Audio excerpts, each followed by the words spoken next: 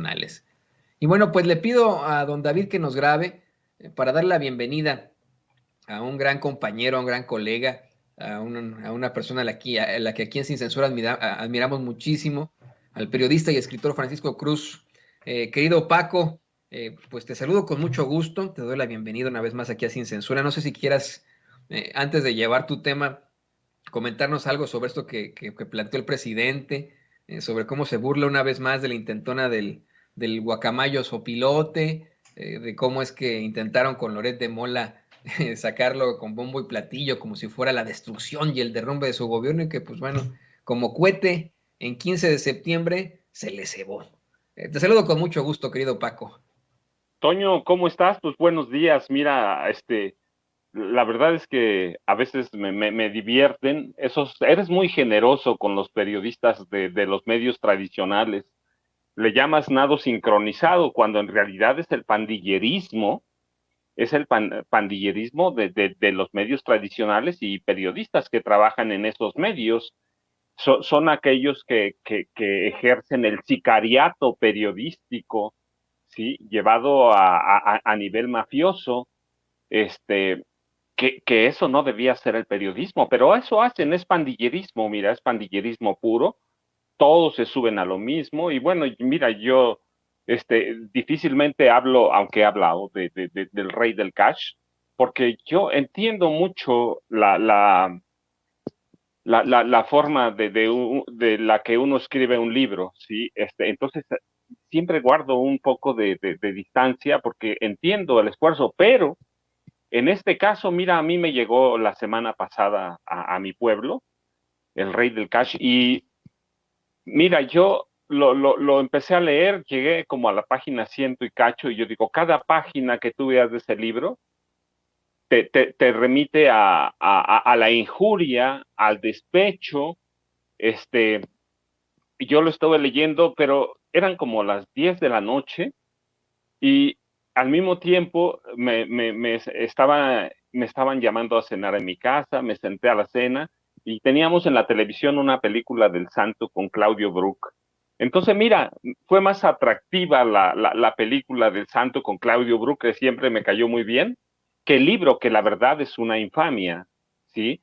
Que es, no sé qué es, mira, yo decía es un ensayo, pero no, es algo raro ese libro, ¿sí? Es algo raro, es que en cada página esconde no solo el enojo de la autora, no solo lo ruin de la autora, sino de quienes están atrás de ella, de quienes la impulsaron a escribir algo que solo ellos van a promocionar. El que tú veas, empezando por Denise Dresser, el que tú quieras, solo ellos lo van a promocionar. Ya veremos, ahora que escriba el segundo, su tercer libro, si alcanza ese nivel, ¿no? Pero mira, es todo, los guacamayos, el libro y todo es parte del golpismo periodístico que hay desde el primer día que el presidente Andrés Manuel López Obrador llegó a la presidencia. No digo que no hay que criticar, ¿no? Por el contrario, mira, ¿sabes? Yo tengo un libro muy crítico sobre Andrés Manuel López Obrador que se llama AMLO, mitos, mentiras y secretos. Pero primero no hay que entrarle al pandillerismo, Toño. Segundo, pues hay que hacerlo solo, hay que investigar, hay que presentar fuentes, todo el contexto, fuentes, bibliografía, todo. No, mira, este es un libro nacido del despecho, que no aguanta. No, yo aguanté a la página 100, mira, aguanté a la página 100 y lo guardé y cada día que paso es lo mismo, es un sicariato del periodismo que está inconforme porque desde que entró el presidente no ha recibido las grandes cantidades de dinero que recibía. Entiendo, mira, los dueños históricamente son los grandes beneficiarios, pero también los periodistas. Tú recuerdas, está documentado cuánto recibía López Dóriga, cuánto recibía cada uno. Unos recibían, otros, mira, querían llevar a Genaro García Luna a la presidencia de la República, que tampoco me impresiona, porque recuerda, que hubo quienes intentaron llevar a la presidencia a Arturo el Negro Durazo, uno de su jefe de prensa, era un gran reportero de Excelsior.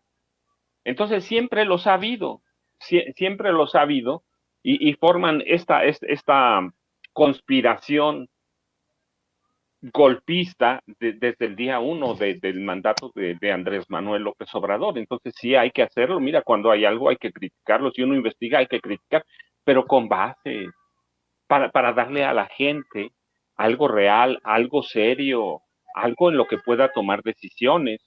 Pero si vas a escribir diatribas, mira, estaba muy dudoso porque entonces descubrí que podía escribir mentiras y que no tenía que probar nada. Entonces ahora voy a decir, pues mira, no tengo ni una prueba, pero tampoco no tengo ninguna duda. Está cambiando la forma de hacer periodismo. Bueno, nunca la va a cambiar, pero por eso intentan. Entonces ahora podemos mentir abiertamente. ¿Sí? Podemos difamar, podemos acusar a alguien de corrupto sin presentar una sola prueba. Podemos decir que alguien está involucrado en el narcotráfico sin una solidez, solo porque lo dice. Va a ser un periodismo de palabra contra palabra. Mira, no tengo nada contra el periodismo militante, Toño, que en Europa se ejerce muy bien, en algunos otros países se ejerce muy bien, pero hay que hacerlo con responsabilidad. Esto, mira, si no fuera por la seriedad del tema, no, hombre, ese libro merece estar donde siempre, en la basura. Y te digo, yo lo digo con mucho respeto porque sé el trabajo que cuesta presentarte a una crítica que es muy violenta, destructiva en ocasiones. Yo no sé cuántas cosas me han dicho de mis libros, pero nadie me puede decir que mentí. Nadie me puede acusar de no tener pruebas. Cuando yo decía en 2009, fíjate, que Enrique Peña Nieto era un corrupto, que su familia controlaba el narcotráfico porque tenía los documentos. Y así pasó. Cuando decía que llegaría a gobernar con una mafia, porque tenía todos los elementos. Entonces, nadie puede acusarme Pueden decir que mis libros algunos son malos, tienen derecho, está bien, yo lo respeto bastante. Pueden decir que no escribo bien, lo respeto bastante, pero nadie me puede acusar de mentiroso. Nadie me puede acusar de faltar a la verdad, de no investigar. Cada libro está perfectamente documentado, cada libro es sólido, es sólido. Entonces, cuando yo digo que García Luna es un asesino, que García Luna es un criminal desde los 11 años de edad, porque tenía los elementos de prueba, porque yo sabía que si decía que Calderón y Margarita Zavala eran unos sinvergüenzas cuyas familias se habían enriquecido a costa del erario, tenía la prueba de cada cosa que decía, de cada cosa que escribía y publicaba. Y me hago responsable de todo eso, pero llegar a decir que García Luna y Calderón instalaron un cártel del narcotráfico, del crimen organizado, ¿sí? Una mafia en Los Pinos, nada más por decirlo, me habrían demandado. No, hay que probarlo, tú lo sabes, Toño, hay que ser responsable en la información. Por eso este país está como está, porque tenemos un pandillerismo periodístico, tenemos un sicariato del periodismo que cobraba notas, todavía, porque mira, los audios de Alito están ahí, ¿verdad? Son públicos ahora, están en las redes, que cobraban por escribir propaganda como si fuera información. Entonces, es parte de eso, Toño, del golpismo. Eres muy generoso cuando dices van en algo sincronizado. No, Toño, la verdad es que son pandilleros, son sicarios de la comunicación que tuvieron el monopolio de la verdad hasta que les reventó Internet en la mano, ¿sí? Hasta que no entendieron la tecnología, no entendieron que ahora tenemos acceso a la información en tiempo real, que mira, Toño, a decir verdad, siempre hemos tenido, pero ellos eran dueños del monopolio. Teníamos agencias de noticias, pero ellos eran los dueños, ellos sabían que publicaban. Recuerda, el silencio era un gran negocio para los dueños de los medios y para los periodistas. Su acercamiento con el poder los hacía sentirse poderosos. Llegaban a sentirse parte de eso, parte del poder, y eso es lo que les pesa hoy. Pero no reconocen que, aunque haya documentos, aunque esté bien documentado, que recibían millones y millones y millones de pesos. Mira, nada más hay que recordar a López Dóriga cómo lo rescataron y cómo llega en 78 a quebrar Canal 13. Cómo llega a cambiar toda la barra de noticias y sacar a la gente crítica por meter espacios de comediantes, Chucho Salinas, ¿sí? Lechuga, hay que recordar todo eso. Entonces, vivimos por décadas, Toño, un sicariato de periodistas, ¿sí? Y por más que se quiera decir que los dueños eran los grandes beneficiarios del sí, los dueños de los medios recibían por miles de millones de pesos, pero los periodistas también, Toño, y son los que no están conformes. No solo están inconformes los dueños, que empezaron una campaña contra López Obrador desde que llegó, los periodistas o esos viejos periodistas de medios tradicionales se sumaron al pandillerismo porque sicarios ya eran, Toño.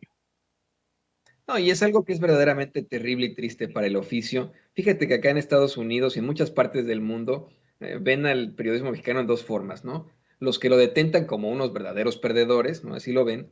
Y muchas veces los compañeros que conseguimos o que consiguen llegar a algún medio de comunicación, tú lo sabes perfectamente porque estuviste como corresponsal en otros países, ven que somos los que estamos abajo, los periodistas de abajo, pues muy luchones, que verdaderamente sí, somos muy trabajadores, que la mayoría de nosotros sí velamos por ese rigor periodístico del que tú hablas y no del pandillerismo en el que incurren desafortunadamente los medios de comunicación corporativos. Eso es verdaderamente triste. Me parece que los periodistas de abajo, que como tú denuncian con pruebas, con argumentos, con todo el rigor periodístico, se quedan siempre en la ignominia, son ignorados. A ti, por ejemplo, odian citarte a ti o cuando te citan a ti, personajes como el Saco de Pus, Javier Lozano, dicen, ese yo ni lo conozco, bueno, pues qué bueno, esa es la labor del periodista, que no nos conozcan. El hecho de ser famosos es pues hasta cierto punto cuestionable y el hecho de que no nos conozcan es bueno porque nosotros no tenemos que ser la noticia, tenemos que llevar la noticia, tenemos que informar al pueblo de lo que pasa. Me parece que ese pandillerismo del que hablas es absolutamente cierto, querido Paco. Y ahora que mencionas a Claudio Brook, me parece que es ese pandillerismo al que Claudio Brook, como Don Quijote, se enfrentó con los arrieros cuando atacaron a Aldonza Lorenza como Dulcinea, ¿no? A mí no me tocó, obviamente, ver esa hermosa obra, ese musical. Todavía no nacía yo en el 69, pero sí tuve la oportunidad de escuchar muchas veces el LP, el disco, y también a mí me caía muy bien Claudio Brook en sus grandes papeles en el cine mexicano, en el teatro, incluso en el cine internacional. La primera película del Toro fue Cronos y él fue el personaje principal. Pero bueno, esos son otros menesteres, querido Paco. Qué bueno que pueda señalar a este sicariato, que pueda señalar este pandillerismo que existe desde los medios de comunicación corporativos. Y pues, ¿qué te parece? Le pido a don David que nos grabe, que vamos más ahora con un tema que es verdaderamente escabroso. Los mismos de siempre, los juniors y princesas del prismo. Te quiero preguntar quiénes son verdaderamente las priistas Beatriz Paredes Rangel y Claudia Ruiz Massieu Salinas, que no se nos olvide que ella es Claudia Ruiz Massieu, su apellido compuesto, pero su segundo apellido Salinas, es sobrina de Carlos Salinas de Gortari, es la hija de un hombre que fue asesinado durante el sexenio de Carlos Salinas de Gortari, que estaba al frente del PRI en esos momentos. Y hoy, pues bueno, nos lo va a plantear con mucha fuerza y con todos los datos, con todo el rigor periodístico, el queridísimo Francisco Cruz, Paco Cruz, sobre de quién se trata, quiénes son estos personajes que no dudamos, tienen sus buenos estudios, estudiaron en las mejores escuelas privadas en México, probablemente hasta en universidades del extranjero, pero de eso a que hayan llegado a la política, a los puestos que han detentado por mérito propio es muy distinto. De eso a que verdaderamente se merezcan, vamos, el apoyo del pueblo es muy distinto. Querido Paco, cuéntanos quiénes son verdaderamente las priistas Beatriz Paredes y Claudia Ruiz Massieu. Mira, Toño, empezamos con Beatriz, pero déjame decirte algo. Claudia Ruiz es Claudia Ruiz Salinas. El Ruiz Massieu no era un apellido compuesto.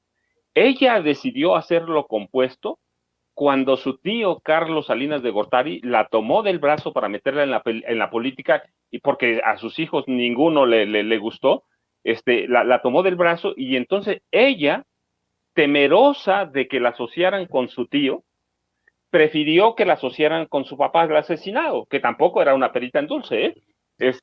Y se antepuso el Claudia Ruiz Macié como si fuera un apellido compuesto, pero es un apellido sencillo, y ella es Claudia Ruiz Salinas, y luego ya se lo cambió, es hija de Adriana Salinas de Gortari, nada más. Pero mira, sí, hablando de pandillerismo y de sicariato, vayamos al pandillerismo y sicariato político, Toño, ¿sí? Mira, ¿quién es Beatriz? La verdad es que yo, ahora que están los destapes así como por docena, dicen que son más baratos, ¿no, Toño? Ahora que están por docena, ella representa las épocas más viles, despreciables, porque esa es la palabra, soeces del PRI que gobernó este país, el PRI del saqueo, el PRI de las pillerías. Ella reúne todo lo más perverso de ese PRI, aunque ahora no se recuerde quién es ella. Mira, recuerda, empezó su carrera con el Tlatoani Luis Echeverría Álvarez, un asesino en Los Pinos. Empezó Salamera su carrera en el PRI y la consolidó con el emperador José López Portillo. Y digo, ¿por qué el emperador? El otro Tlatoani, porque así se veía, ¿eh?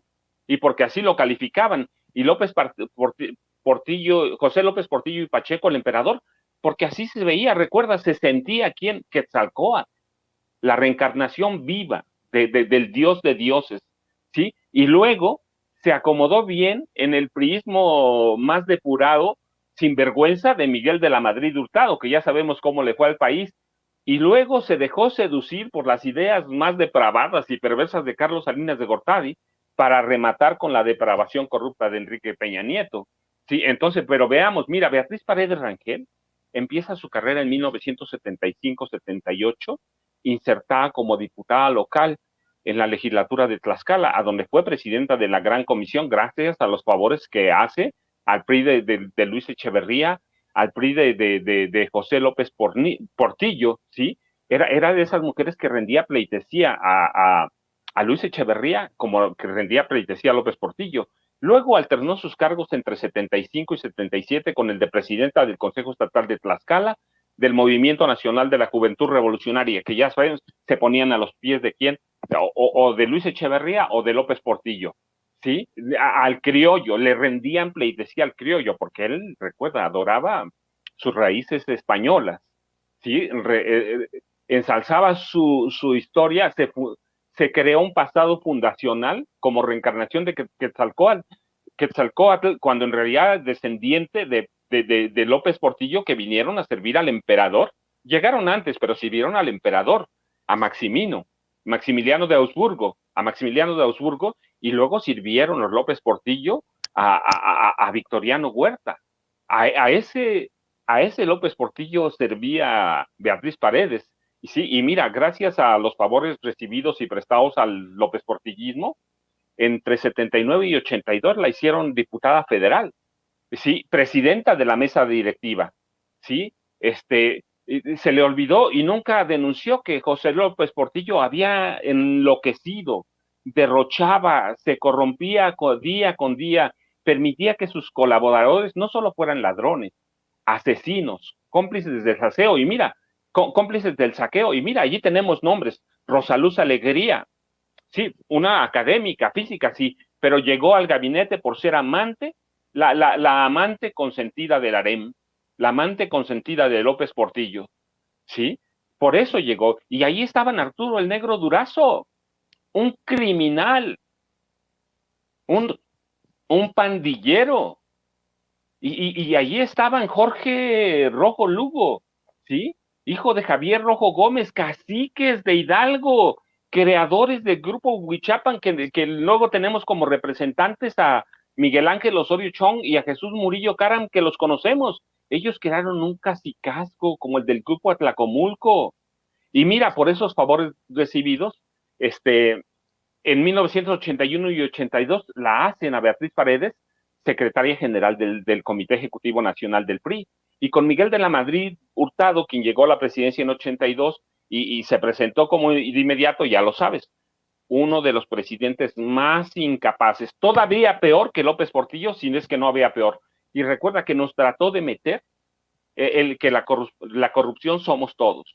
No, eran ellos la corrupción. Y a ese personaje tan vil como Miguel de la Madrid, después de haber servido a López Portillo y a Luz Echeverría, servía a Beatriz Paredes Rangel, ¿sí? Y la sumisión le redituó, mira, y el silencio también, saltando de un puesto a otra, diputada federal, presidenta de la mesa directiva de la Cámara de Diputados, o un puesto en el Banco Nacional de Crédito Rural, cuando este país se hundía en la oscuridad económica, en pago a sus servicios, Miguel de la Madrid y su banda, encabezada por Carlos Salinas de Gortari como secretario de Programación y Presupuesto, la hicieron gobernadora de Tlaxcala de 1987 a 1992.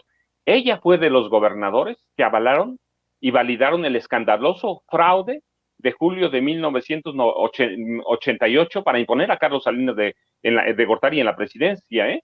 Y en 1999 y 2000, cuando el PRI se caía a pedazos y las evidencias sólidas mostraban que no sobreviviría a Francisco Labastida Ochoa, y que ganaría a Vicente Fox, mira, ella nadó de a muertito, no dijo nada, pero finalmente Labastida perdió y ella llegó a la Cámara de Diputados de 2002 a 2003. Fue presidenta de la Cámara de la mesa directiva y de la Junta de Coordinación Política. Y fue de los diputados que finalmente se sometieron a Vicente Fox. Aquellos diputados críticos que prometían que iban a hacer el ojo vigilante de Vicente Fox, terminaron doblando las manos. Y ella estaba en esa mesa, ¿sí? Y mira, el PRI tuvo la posibilidad, la oportunidad de refundarse, pero ella, con la corriente que iba, prefirieron nadar de a muertito, seguir viviendo del erario, ¿sí? En 2006 la hicieron candidata a la jefatura de gobierno de la Ciudad de México y mira, perdió, porque no entendían lo que pasaba, porque el PRI nunca se refundó. Ese es el PRI de ella, ¿sí? Perdió, pero mira, se sacó el premio mayor, porque el 4 de marzo de 2007 y hasta el 3 de marzo de 2011 la hicieron presidenta nacional del PRI y en esos años no cambió nada. Siguió el mismo PRI caduco, obsoleto, corrupto, que nunca entendió cómo había cambiado el país. Así que lo llevaron a su autodestrucción, ¿sí? En esa época, mira, ya había evidencias sólidas en 2011 de que Enrique Peña Nieto, gobernador entonces del Estado de México entonces, era un personaje incapaz, corrupto, al que solo le creaban imagen a través de Televisa, pues ella lo apoyó, lo impulsó a la candidatura presidencial. Finalmente en la presidencia del PRI, bajo Humberto Moreira Valdés, María Cristina Díaz Salazar y Pedro Joaquín Caldwell, Peña llegó a la presidencia, ¿sí? Con un partido sin ideas, corrupto, pero con un tipo que recuerda cómo nos lo hacían ver en televisión, guapo de guapos, ¿sí? Incapaz, ratero, pero guapo. Y ese es el presidente que nos vendieron. Y gracias a los servicios de Beatriz Paredes Rangel, el gobierno de Enrique Peña Nieto la envió como embajadora a Brasil, nada más de 2012 a 2018, ¿sí? En 2018 la regresaron para coordinar la campaña de José Antonio Meade Curibreña. Y recuerda lo que pasó. Meade fue un fracaso, el PRI fue un desastre y ella es senadora de la República. Sí, y mira, nada mal, porque no le fue nada mal, porque en la embajada, cuando estuvo en la embajada, era entre los 4 diplomáticos mejor pagados de este país. Nada más recibía cerca de $13,000 mensuales de salario, cerca de $13,000 para servir a ¿cuántos mexicanos vivían entonces en esa época? 1,000, te digo el número. Te van a decir que fue por el Mundial, mi querido Paco. 1,229 mexicanos vivían y ella ganaba cerca de $13,000. Así que esa es la Beatriz Paredes. Y mira, me asusta porque recuerdas, hace unas 3 semanas se encargaron de difundir una foto de ella rodeada de viejos priistas. Y mira, me saltó a la vista inmediato porque, bueno, reconozco a todos, pero inmediato me llegaron a mi mente. Arturo Montiel Rojas, que está ahí con ella, es un tipo tremendamente corrupto, tío de Enrique Peña Nieto, exgobernador del Estado de México. Yo recuerdo que en uno de mis libros le documenté, entre otras, porque hay demandas sobre eso, ¿sí? 123 propiedades a través de prestanombres, 123. Y luego recuerdas que quiso ser candidato presidencial e hizo campañas. Recuerda que formó el TUCOM, Todos Unidos contra Madrazo, con Tomás Yarrington, entre otros. Y mira, se le cayó la candidatura cuando Madrazo salió en televisión a mostrar la corrupción de sus hijos, la corrupción de los Montiel. ¿Sí? Yo recuerdo, mira, Arturo Montiel, hijo, ganaba en esa época 1 millón de pesos diarios por servicios prestados al gobierno del Estado de México. 1 millón de pesos diarios. Quiero ver quién era el guapo que ganaba esta cantidad. No llegó a la cárcel porque su sobrino como gobernador le dispensó como 5 perdones. Él lo investigó y lo perdonó. Claro. Entonces, y luego mira, aquí, ¿a quién más nos encontramos? A Rubén Figueroa Alcocer, ¿sí? El terror de Guerrero, igual como su padre, Rubén Figueroa, el tigre de Huitzuco, ¿sí? Que apareció ahí en ese grupo de Beatriz Paredes Rangel, asesino, responsable de la matanza de Aguas Blancas. Su padre fue uno de los mayores asesinos del Estado Guerrero. Pues él es responsable de la matanza de Aguas Blancas. Y luego, ¿quién? Mira, ellos, su padre y él, llevaron a dos de los militares más temibles y negros que ha tenido este país, Arturo Acosta Chaparro, Francisco Quiroz Hermosillo, que terminaron como generales, los dos secuestradores, torturadores, asesinos, que se encargaron de limpiar de guerrilleros, insurgentes, estudiantes, maestros, el estado de Guerrero. Ellos fueron la parte fundamental de la guerra de exterminio que empezó el gobierno de Gustavo Díaz Ordaz y terminó casi con López Portillo. Ellos fueron, ese es el Rubén Figueroa Alcocer. Y luego estaba Héctor Astudillo Flores, mira, otro gobernador de Guerrero, responsable de que floreciera, no que se instalara, pero que floreciera el crimen organizado en el estado de Guerrero. Él sabía quiénes eran los narcos, porque uno de sus procuradores se lo dijo, se lo documentó, nunca hizo nada. Dejó a Guerrero como uno de los estados más criminales de este país. Y luego, mira, estaban Emilio Choifet Chemor. ¿Qué temor? ¿Lo recuerdas? Exsecretario de Educación con Enrique Peña Nieto, exgobernador del Estado de México, y recuerda, secretario de Gobernación con Ernesto Zedillo Ponce de León. ¿Qué hizo? Recuerda, intentó, como secretario de Gobernación, dar un golpe de Estado al Congreso, o un golpe legislativo.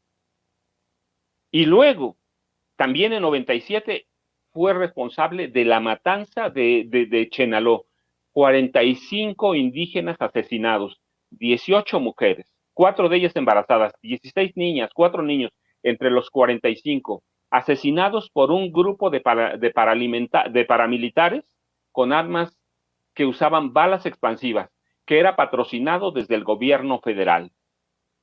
Esos son los hombres que aparecieron al lado de Beatriz Paredes Rangel.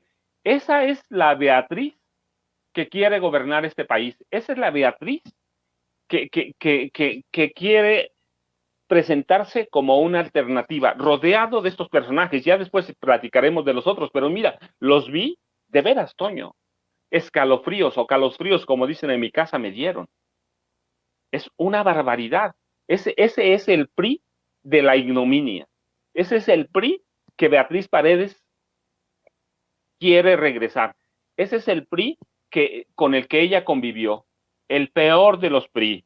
Entonces, por favor, recuerda, Zedillo es el creador de los Zetas, ella lo sabe, y ahí los tenía. Así que esa es la mujer que quiere ser candidata del PRI a la presidencia de la República. La otra, pues recuerda, si hay algo que gira en torno a la vida de Claudia Ruiz Salinas, es la tragedia en sus familias, el asesinato de su papá, el suicidio de su tío, pero a ella no le preocupa nada, mira, no le preocupa nada porque es la sobrina consentida de Carlos Salinas de Gortari.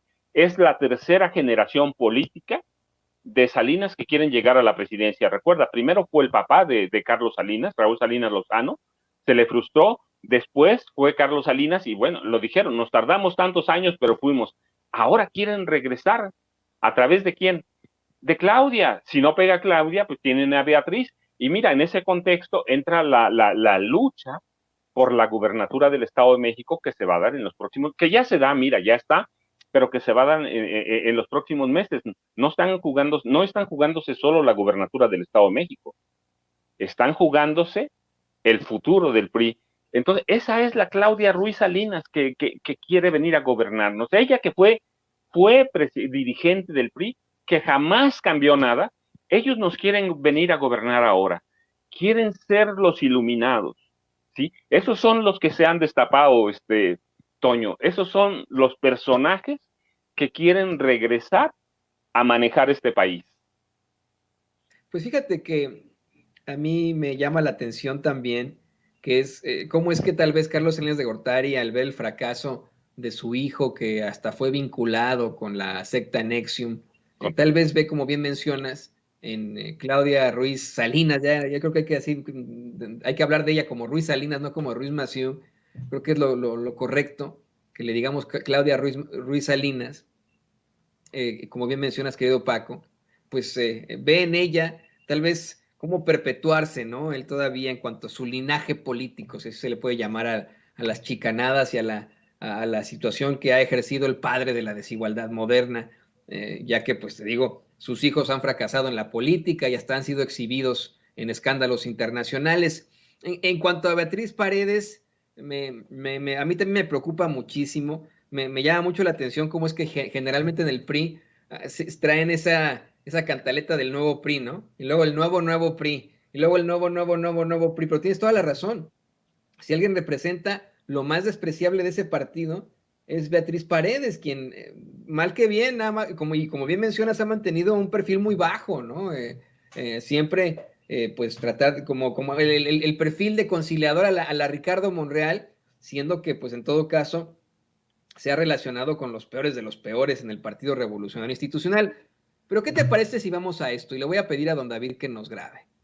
Esta semana, en esa pasarela del PRI, también participó José Ángel Gurría. Y nos quedamos cortos en el análisis que hicimos Vicente Serrano y yo hace un par de días sobre precisamente el ex secretario de Hacienda de Ernesto Zedillo, un sujeto que, bueno, pues fue señalado desde siempre por sus chicanadas y de quien seguramente tienes más datos. Yo solo quiero citar al periodista Miguel Vadillo, que documenta en su columna Oficio de Papel en Cotlena desde hace ya muchos años el servilismo y el entreguismo a las políticas económicas dictadas desde Washington cuando fue secretario de Hacienda en el gobierno priista de Ernesto Zedillo. Que él guarda aún los archivos, dice Miguel Vadillo, con documentos oficiales que involucran a José Ángel Gurría en actos de corrupción cuando fue titular de Hacienda, como aquellos beneficios fiscales que le otorgó a sus amigos, empresarios, políticos y principalmente, escucha esto, Paco, a los hermanos del entonces jefe de su entonces jefe, el presidente de la República, Ernesto Zedillo Ponce de León. Dice Miguel Vadillo que confirmaron que en 1998 Gurría otorgó un trato preferencial a los hermanos del presidente Zedillo, de nombres Rodolfo, Verónica Cristela y Luis Eduardo Zedillo, así como a su empresa Grupo Intecon, para que pudieran liquidar extemporáneamente impuestos sin recargo alguno que no enteraron al fisco entre 1991 y que lo peor de todo es que en los primeros días del gobierno panista de Vicente Fox, su secretario de Contraloría, Francisco Barrio Terrazas, intentó investigar por corrupción al exsecretario Gurría, pero el propio gobierno foxista, con Francisco Gil Díaz en Hacienda, echaron a andar una maquinaria de corrupción e impunidad con la que le impiden al propio gobierno, a la Contraloría, investigar a este cuate, a José Ángel Gurría, y ahora es uno de los que pues resucitan ahí de entre los muertos.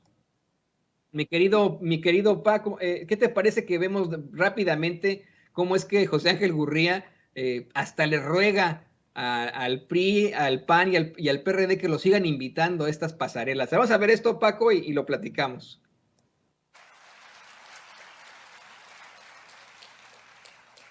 Conozco a México, conozco el mundo y conozco el papel de México en el mundo. Y acudo a esta invitación como simpatizante de las iniciativas del PRI en una variedad de temas, al igual que simpatizo con diversas iniciativas del MC, del PAN, del PRD, por cierto, los mencioné en estricto orden alfabético. Espero que dichos partidos me inviten también a compartir esas reflexiones para crear una agenda común. Y amigos, hablando de agendas comunes, quisiera que este sea el primer asunto que aborde hoy con ustedes. Es prioritario, indispensable, irreemplazable, inaplazable restituir, reconstruir y definir las bases sobre las que funcionará la alianza Va por México. Tanto frente a las elecciones para gobernador en el año 23 como para las legislativas y presidenciales del 24 y para después. Bueno, mi querido Paco, en lo que yo vomito el café, escucho tu comentario. Bueno, mira, Toño, pues me mueve verdaderamente a risa que José Ángel Gurría Treviño, que es su segundo apellido, no haya visto todo lo que pasó reciente con la alianza, con Va por México y ahora lo que está pasando. Pero bueno, no solo es un emisario del pasado y no solo estuvo involucrado en actos de corrupción. Recuerda, como canciller y como secretario de Hacienda, él fue de los personajes importantes de Zedillo para hipotecar el petróleo mexicano. Recuerda cuando viene la crisis, la crisis del 94, la devaluación del peso, Zedillo hipoteca, recibe un préstamo de Clinton de 50,000 millones de pesos, no los ocupó todos, de 50,000 millones de dólares, discúlpame, 50,000 millones de dólares, recibe un préstamo, no lo ocupa, pero ¿qué usan? ¿Qué herramienta le dan en garantía a Estados Unidos, a la Casa Blanca, para pagarle? ¿Sí? Le dejan hipotecado el petróleo, bajo convenio firmado, hipotecado el petróleo. Entonces, es uno de esos personajes responsables de aquella crisis que hunde al país. Y mira, pero hay otras cosas. En esta reunión también habló de la militarización del país, ¿sí?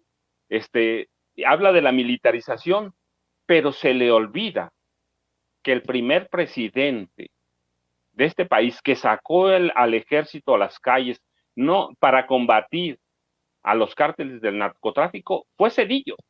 Ernesto Zedillo fue el primer presidente que sacó abiertamente, y lo habían hecho, claro, lo habían utilizado Gustavo Díaz Ordaz y Luis Echeverría, López Portillo, para aquella guerra de exterminio contra guerrilleros, insurgentes, estudiantes, maestros, cuyos ejemplos son, pues, la llamada Guerra Sucia, el Tlatelolco, el 2 de octubre, y el Halconazo de 71. Pero no, mira, Zedillo sacó al ejército sin permiso, sin miramiento, sin pedir a nadie, sin avisar, sacó al ejército para combatir supuestamente al crimen organizado. Y sacó a un grupo élite que se llamaba Z. Y ya sabes de dónde salieron los Zetas. Zedillo es responsable de la formación de los Zetas, uno de los cárteles más sanguinarios que ha tenido este país. Y no solo eso, mira, entre sus primeras medidas como presidente de la República, él le dio tantísimo poder a un elemento que después se controló todo el crimen organizado en este país, a Genaro García Luna. Él, sin conocerlo, sin estudiarlo, o quizá estudiándolo demasiado, quizá conociéndolo demasiado, le entregó la tarea de combatir el crimen, el secuestro en este país. La tarea específica era capturar a Daniel Arismendi, el mochaorejas, ¿lo recuerdas? El secuestrador más sanguinario de este país. ¿Y qué pasó? Las mayores bandas de secuestro florecieron en este país de la mano de García Luna. Es decir, Cedillo es en parte responsable de la formación de García Luna. Todas las bandas de secuestradores después de la de Caletri y del Mochaorejas las formaron bajo la tutela de Genaro García Luna con autorización de quién, al visto bueno del presidente Ernesto Cedillo. Entonces, ese es José Ángel Gurría, que está callando todo, las corruptelas, la hipoteca del país y el pandillerismo a través del ejército. Ellos formaron a los Zetas. Y se le está olvidando todo. Mira, nos quieren venir a dar ahora elecciones de gobernar. Y te digo, pero lo peor no es, bueno, eso ya es grave. Pero es tan grave que sea un ignorante político. No ha visto lo que pasó con las alianzas, no ha visto lo que está pasando, no conoce el país. Y por eso mismo, Toño, están condenados al fracaso. Están condenados a todo porque no entienden cómo ha cambiado este país. No entienden cómo hemos cambiado como sociedad. Están convencidos que le vamos a creer a los mismos priistas pandilleros como él que gobernaron este país y que se lo acabaron. Entonces, ese es otro del grupo, de ese viejo PRI cínico, saqueador, corrupto y pillo. Te digo, creo que la gente lo sabe, la gente está consciente de esto. Llega de ultratumba Gurría y dicen, la gente hasta se ríe, ¿no? ¿Cómo es posible? Pero creo que trae una campaña extremadamente dura, muy, muy, muy fuerte, específicamente para el Estado de México. Ya con eso quiero cerrar, querido Paco, le pido a don David que nos grabe. La campaña que traen contra la maestra Delfina Gómez está todo lo que da, especialmente en redes sociales. Tweet que emite la maestra, tweet que se infecta de cientos o miles de bots y trolls, sin mencionar, por ejemplo, que el chayotero de Marco Levario Turcot, pues sigue sacándose del trasero que está enferma y que tiene que hacer una serie de planteamientos. Esto viene, insisto, considero, desde esa maquinaria del PRI tan fuerte, precisamente ahí en el Estado de México. No sé qué nos puedas decir sobre esto, querido Paco, tú que tienes más información al respecto. Mucho miedo, recuerda. En 2017 la maestra Delfina Gómez Álvarez ganó los comicios, ¿sí? Ganó los comicios. No supieron defenderlo, eso es otra cosa, pero había evidencias muy sólidas que desde el Instituto Electoral del Estado de México, desde la Secretaría Ejecutiva, se orquestó un fraude escandaloso. La Secretaría Ejecutiva que controlan Enrique Peña Nieto y Arturo Montiel desde 2004. Entonces le van a inventar a la maestra cualquier cantidad de cosas. Y mira, pero ahorita es como un distractor. Recuerda, hace unos días salió publicada una foto de Alfredo del Mazo Maza con el Papa. Ciertamente, yo te puedo documentar, el Estado de México, la clase gobernante es muy católica. El grupo Atlacomulco lo forma Monseñor 3 veces obispo Maximino Ruiz y Flores, ¿sí? 3 veces obispo, Derbe, Asia Menor, San Cristóbal de las Casas, Chiapas, y auxiliar primado de México, vicario de la Basílica de Guadalupe, un hombre con poder, 3 veces obispo, que en este país también debe ser noticia, nacido en Atlacomulco, nacido en Atlacomulco. Entonces, y luego tienes al primer obispo de Toluca, nacido en Atlacomulco, Arturo Vélez Martínez, otro hombre muy poderoso, pero el que le da forma es Maximino Ruiz y Flores, de la mano de Maximino Montiel Olmos. Ellos le dan forma al grupo Atlacomulco, como lo conocemos, tramposo, mañoso, ratero, pillo, que siguen, cuyas doctrinas siguen, ¿quién? Isidro Fabel Alfaro, Alfredo del Mazo Vélez, abuelo de este tipo, que es gobernador, ¿sí? Y crean en el Estado de México una mafia, una maquinaria mafiosa que se mantiene en el poder desde el 15 de marzo de 1942.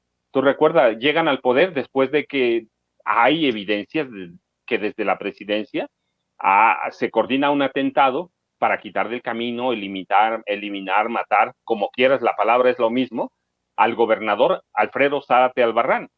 y el mismo presidente de la República impone a Isidro Fabela. Y mira, no lo digo yo, Isidro Fabela lo reconoce en un libro que tiene que se llama Pueblecito Mío y que es bien interesante porque él dice, y casi lo cito, dice, si hice algo malo, fue por órdenes del presidente Manuel Ávila Camacho. Así que crean ese gobierno, tienen hoy temor de perderlo, no es la primera vez que pierden las elecciones, las habían perdido en 99, con Peña también, pero con Peña hubo una campaña sucia similar a la que hay con la maestra, pero todavía estaba un poco peor. Yo recuerdo mucho, mira, Rubén Mendoza Ayala era el candidato del PAN, lo iban a involucrar en delitos de pederastia, abuso de menores, asesinato, ¿sí? Y entonces Rubén Mendoza Ayala se empezó a caer, hoy ya se murió, pero documentado está, lo publiqué en un libro, todos los documentos. Habían perdido en 99, Arturo Montiel Rojas perdió las elecciones, que el PAN no la supo defender y que ahora, mira, quieren ir aliados. Sí, pero habían perdido, hoy tienen miedo de que les gane la maestra. La campaña sucia va a ser terrible, todavía no empieza porque recuerda, el proceso electoral abierto se configura a partir de enero. Pero eso hay, mira, bueno, pero lo que yo te iba a decir, a partir de la foto, todo el mundo va con la foto, pero se olvidan que el primo consentido del gobernador, Alfredo del Mazo Maza, el primo consentido vive en España, el expresidente Enrique Peña Nieto. Entonces, ¿a qué fue España? ¿A qué fue a Europa, perdón? ¿A qué fue a Europa? Pues fue a tener contacto con su primo para ver qué salida le van a dar. Tú sabes, Enrique Peña Nieto no viene a este país por todas las acusaciones, señalamientos que hay sobre él o contra él por corrupción. Entonces, ¿qué hicieron? Le armaron una gira, Alfredo del Mazo Maza, y va a consultar, va a hacer consultas, mientras aquí nos distraen con una guerra, una campaña sucia contra la maestra Delfina Gómez Álvarez, que mira, yo estoy convencido, porque además así lo muestran, no solo las encuestas serias, las encuestas internas del PRI, te hablo de las encuestas que las he visto, dan como primer lugar a la maestra Delfina, como segundo a Alejandra del Moral Vela, que también es una fichita, y a la diputada Ana Lilia Herrera en Salto, que es otra fichita, Las dos hicieron, cuando gobernaron cada una su municipio, Ana Lilia Herrera Metepec, Alejandra del Moral, Cuautitlán Izcalli, hicieron municipios narcos, permitieron que todos los cárteles se asentaran en sus municipios. Entonces hay una guerra sucia para distraernos contra la maestra, nos están distrayendo, nos están cambiando la atención, mientras Alfredo del Mazo Maza negociaba ya en Europa con su primo Enrique Peña Nieto. Entonces está empezando, se están acomodando, la guerra sucia todavía no empieza, Toño. ¿Sí? El grupo Atlacomulco es un grupo acostumbrado a ganar criminalmente hablando, ¿sí? A la buena y a la mala. Le van a meter todo, controlan el Instituto Electoral del Estado de México desde 2004, controlan el Tribunal Electoral del Estado de México, tienen un ejército, yo te lo he comentado, tienen un ejército que lo dijo Alfredo del Mazo Maza, yo daba 550,000 mujeres en el programa de la tarjeta rosa, 600,000 van a tener, 600,000. Y cada una de ellas es una simpatizante convencida del priismo. Tienen a más de 200,000 trabajadores de la educación, tienen, ahora lo sé por datos oficiales, a 75,000 trabajadores en el PRI. Es decir, tienen un ejército que recurre a las malas mañas, a la guerra sucia, pero muy sucia, al cochinero, y tienen la otra forma, que es la cordialidad. Pero no, Toño, la guerra sucia contra la maestra Delfina está empezando. Conforme avancemos a enero, va a ser dura y va a ser muy fuerte.